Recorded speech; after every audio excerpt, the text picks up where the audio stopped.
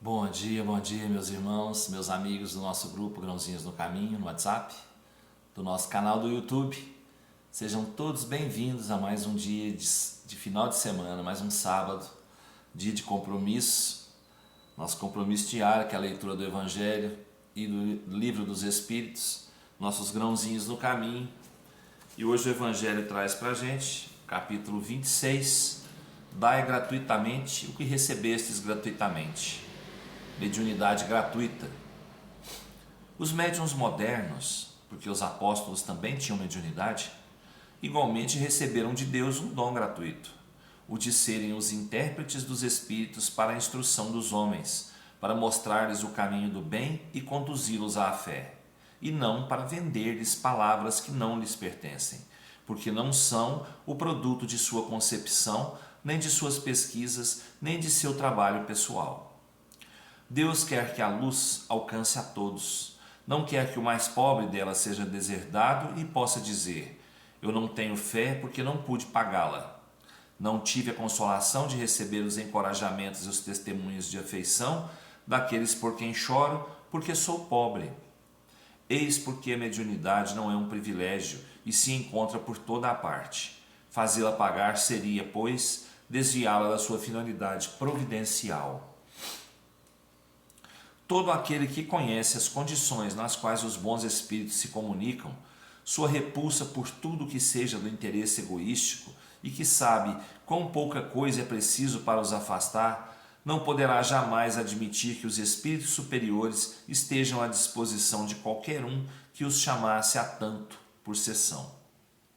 O simples bom senso repele um tal pensamento. Não seria também uma profanação evocar a preço de prata os seres que respeitamos ou que nos são caros? Sem dúvida, pode-se assim ter manifestações, mas quem poderia garantir-lhes a sinceridade? Os espíritos levianos, mentirosos, espertos e toda a multidão de espíritos inferiores, muito pouco escrupulosos, vêm sempre e estão sempre prontos para responder ao que se lhes pergunta, sem se importarem com a verdade. Aquele, pois, que quer comunicações sérias, deve primeiro pedi-las seriamente. Depois, se esclarecer sobre a natureza das ligações do médium com os seres do mundo espiritual. Ora, a primeira condição para se conciliar a benevolência dos bons espíritos é a humildade, o devotamento, a abnegação, o mais absoluto desinteresse moral e material. Ao lado da questão moral se apresenta uma consideração efetiva, não menos importante, que se prende à própria natureza da faculdade. A mediunidade séria não pode ser e não será jamais uma profissão, não somente porque seria desacreditada moralmente e logo comparada aos vedores de sorte, mas porque um obstáculo material a isso se opõe. É uma faculdade essencialmente móvel, fugidia e variável, com a permanência da qual ninguém pode contar. Seria, pois, para o explorador um recurso sempre incerto, que poderia lhe faltar no momento em que lhe seria mais necessário. Outra coisa é um talento adquirido pelo estudo e pelo trabalho, e que por isso mesmo é uma propriedade da qual, naturalmente, é permitido tirar partido. Mas a mediunidade não é nem uma arte, nem um talento. Por isso ela não pode tornar-se uma profissão. Não existe senão pelo concurso dos espíritos. Se esses espíritos faltarem, não há mais mediunidade. A aptidão pode subsistir, mas o exercício está anulado. Assim, não há um só médium no mundo que possa garantir a obtenção de um fenômeno espírita em dado instante. Explorar a mediunidade é, pois, dispor de uma coisa da qual não se é realmente senhor. Afirmar o contrário é enganar aquele que paga. Há mais, não é de si mesmo que se dispõe, são dos espíritos, das almas dos mortos, cujo concurso é posto à venda. Esse pensamento repugna instintivamente. Foi esse tráfico degenerado em abuso, explorado pelo charlatanismo, a ignorância, a credulidade e a superstição, que motivou a proibição de Moisés. O espiritismo moderno, compreendendo o lado sério da coisa, pelo descrédito que lançou sobre essa exploração, elevou a mediunidade à categoria de missão. A mediunidade é uma coisa santa que deve ser praticada santamente, religiosamente. Se há um gênero de mediunidade que requer essa condição de forma ainda mais absoluta, é a mediunidade curadora. O médico dá o fruto dos seus estudos, que fez ao preço de sacrifícios frequentemente penosos. O magnetizador dá o seu próprio fluido, frequentemente mesmo a sua saúde. Eles podem a isso por um preço. O médium curador transmite o fluido salutar dos bons espíritos. Ele não tem o direito de vendê-lo. Jesus e os apóstolos, conquanto pobres, não faziam pagar as curas que operavam. Todo aquele, pois, que não tem do que viver, procure os recursos em outra parte do que na mediunidade, que não consagre a ela, se preciso for, senão o tempo de que possa dispor materialmente. Os espíritos lhe terão em conta o devotamento e seus sacrifícios, ao passo que se afastam daqueles que esperam fazer deles um meio para subir. Olha só o quanto é sério o trabalho na mediunidade, o trabalho de amor e caridade praticado com o uso da mediunidade, né? Desse prêmio que Deus dá para nós, para a gente crescer, para a gente evoluir. Nós temos que saber utilizar bem esse dom que Deus deu para a gente nesse momento nosso encarnado aqui na Terra. Saber usar bem em benefício daqueles que nos procuram, né, para receberem um afago no seu ego, né, receberem uma mensagem de paz, né, vinda do plano espiritual, que nos procuram buscando a cura de seus males físicos e espirituais, e que a gente, utilizando bem a mediunidade, a gente pode ajudar bastante. A mediunidade, ela é gratuita, ela não pode ser, o seu uso não pode ser cobrado, né? Como muitos fazem ainda, infelizmente. Eu não digo só a mediunidade praticada nas igrejas, porque ali também existe a mediunidade, e em alto número existe a mediunidade, só que ali ela é utilizada, né, para benefício de alguns, né, benefícios próprios de alguns. Não é só na igreja que é usada a mediunidade, né, com benefícios próprios. No próprio terreiro, né, no próprio terreiro de Umbanda, de Candomblé, de Quimbanda, isso vai do médium, né? Vai da consciência do médium.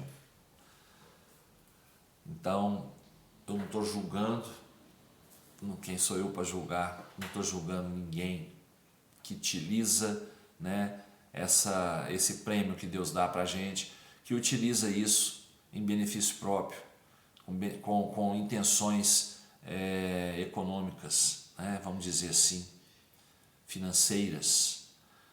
Então, Deus deixou isso para a gente gratuitamente, para a gente utilizar isso em benefício dos nossos irmãos mais carentes, mais necessitados, e em nosso próprio benefício, porque utilizando bem esse dom que Deus deu para a gente vai conseguir evoluir um pouquinho mais, né? E o que a gente não conseguiu nas outras passagens pela Terra, quando a gente ainda não tinha esse prêmio, né? A gente perdeu, deixou passar e não aproveitou ou utilizou mal, e agora estamos tendo uma oportunidade, né, de rever isso e utilizar para o nosso bem e para o bem do próximo esse dom gratuito que Deus deu para a gente. Portanto, meus irmãos, nós temos que analisar bem de onde vêm as mensagens que a gente recebe, de onde vêm as orientações que a gente recebe, analisar bem aquele que está ali na sua frente te passando essas informações, se é uma pessoa que vive na humildade, no amor, na caridade, porque essa pessoa, ela tem o concurso dos bons espíritos. Essa pessoa que tem o coração bom, que pratica o bem, que pratica o amor ao próximo, né, que pratica a caridade, que vive na humildade, sem o orgulho, sem vaidade, essa pessoa tem o concurso dos bons espíritos. As comunicações que essa pessoa receba serão comunicações fiéis, com certeza, porque estarão ali bons espíritos para se comunicar através dessa pessoa, através da sua mediunidade, né? Para nos passar informações, para nos passar orientações, né? Serão verdadeiras. Agora, se aquela pessoa que está na sua frente vive na ostentação, na vaidade, no orgulho, né? E usa da sua mediunidade para benefício próprio, você sabe que você está pagando ali para a pessoa, não para Deus. Você está pagando ao homem e não a Deus. Então você sabe disso.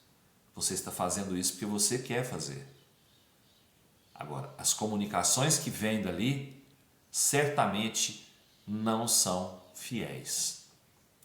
São de brincadeira, são de mau gosto, são de maldade, né? Elas não têm dentro de si a verdade, com certeza.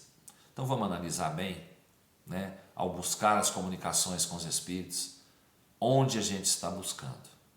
Vamos ver se aquele lugar é um lugar em que impera a humildade, o amor e a caridade. Aí sim, ali teremos médiuns trabalhando, né, sinceramente, trabalhando com amor, com o coração e não com o bolso. Tá bom? Livro dos Espíritos traz para a gente hoje, capítulo 7 ainda, Retorno à Vida Corporal, falando da infância, questão 384. Por que as primeiras crises da criança são de choro? Para excitar o interesse da mãe e provocar as atenções que lhe são necessárias. Não compreendes que se ela tivesse apenas crises de alegrias, quando ainda não sabe falar, poucos se quietariam com suas necessidades? Admirai em tudo a sabedoria da providência. Pois é, a criança vive nas suas primeiras fases, nas suas primeiras crises, são de choro. Ela vive ali para chamar a atenção para si, para ter os cuidados que precisa, né? Nisso a providência atua muito bem também, porque chamando a atenção para si, ela vai excitar os sentimentos de todos aqueles que estão perto para que cuidem dela. Ela precisa de cuidados ali, naquele início de vida. Então, o choro é uma manifestação para chamar a atenção para si. Nisso a providência atua muito bem, porque ela sabe, a providência sabe que a criança no início da sua vida, o espírito aqui no início da sua vida encarnado, vai precisar, né, da atenção dos seus tutores, né, daqueles que irão cuidar dele, dos pais ou dos tutores mesmo. Né? Então é uma maneira do espírito trazer para si a atenção, né, de muitos ali que estão ao seu redor e que vão provavelmente ajudar em seu crescimento, em sua evolução. Tá bom? É isso que eu tinha para falar para vocês hoje. Me perdoem, falei muito, né? O vídeo ficou longo, mas eu acho assim que foi saindo. E me perdoem se saiu alguma coisa aí que não é a realidade, né? Que alguém interpreta de outra maneira.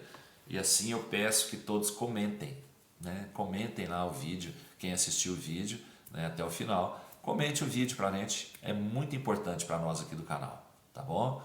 Fiquem com Deus, um ótimo sábado, que Jesus nos abençoe, nos proteja e nos fortaleça cada dia mais. Até segunda, se Deus quiser, e eu tenho certeza que Ele quer. Beijo no coração, pessoal.